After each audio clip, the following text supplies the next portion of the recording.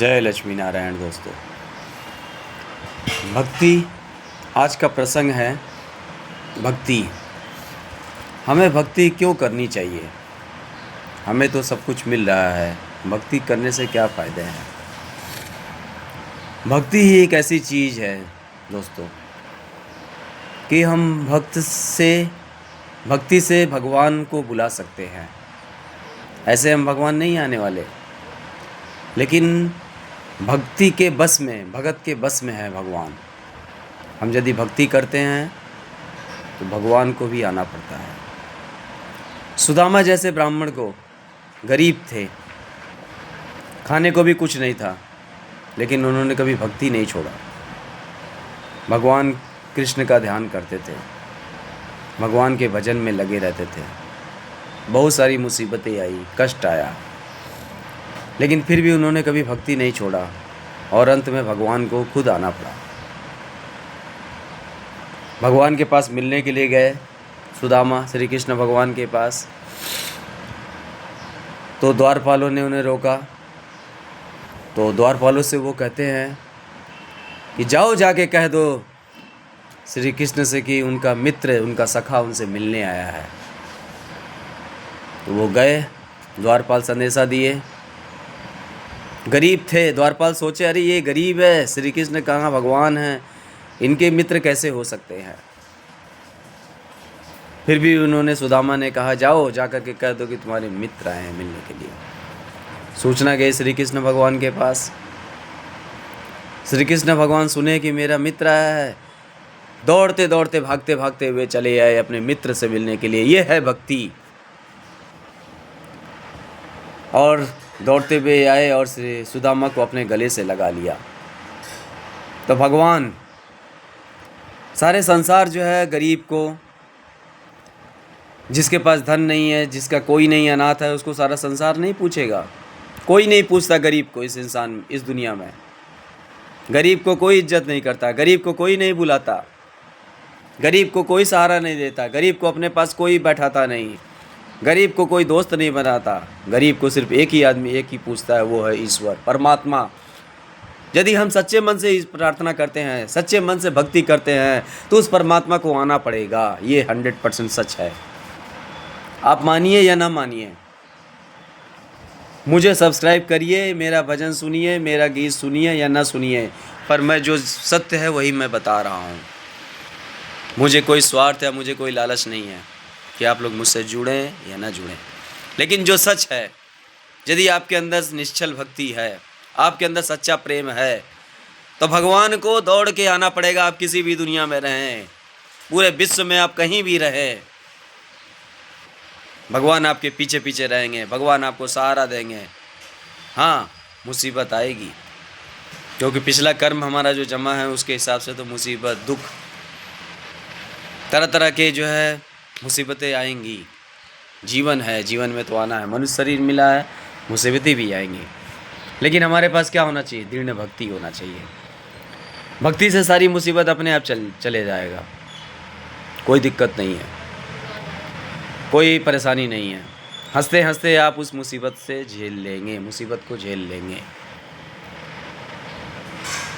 वही एक सच्चा मित्र है, ईश्वर, परमात्मा, जिसका नाम राम है, जिसका नाम कृष्ण है, जिसका नाम नारायण है।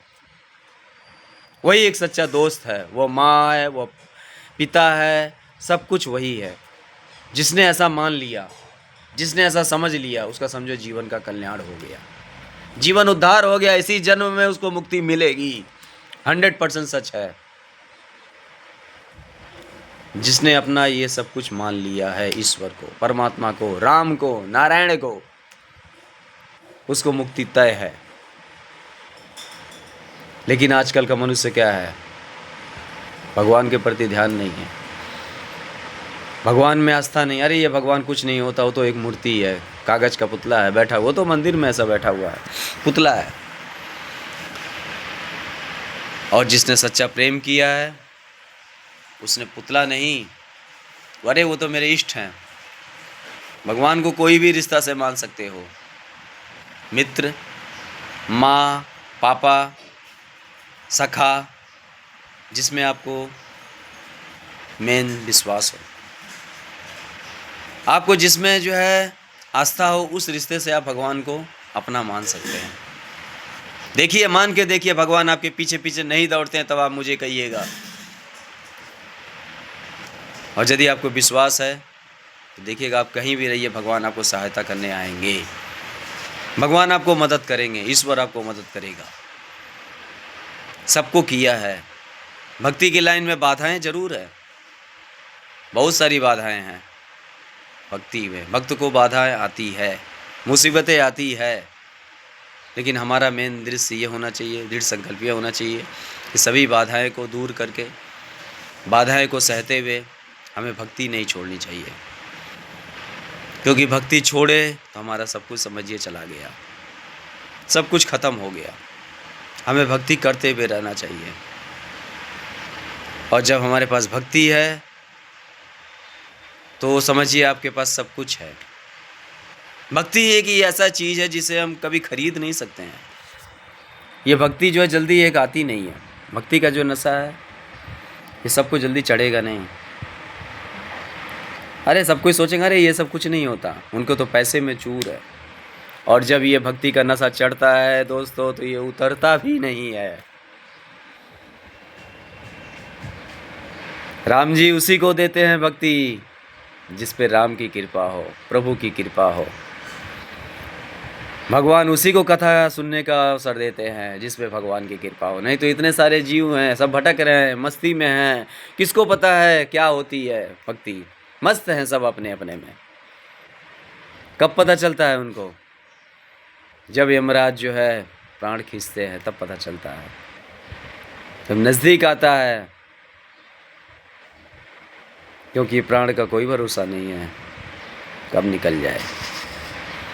तब पता चलता है कि हमने तो क्या किया, कुछ नहीं किया। हमने तो अपना सारा समय बर्बाद कर दिया, व्यर्थ कर दिया। क्योंकि ये भक्ति का नशा जल्दी नहीं चढ़ता। पैसा दे के भी हम भक्ति नहीं खरीद सकते, भगवान को खरीद नहीं सकते। भगवान पैसे पे नहीं बिकते। बड़े बड़े घरों में कई लाख करोड़ों करोड़ों रुपया हो, फिर भी भगवान वहाँ पे नहीं जाते। भगवान तो उसके पास जाते हैं जिसने प्रेम से पुकारा है, जिसने प्रेम से नाम लिया है।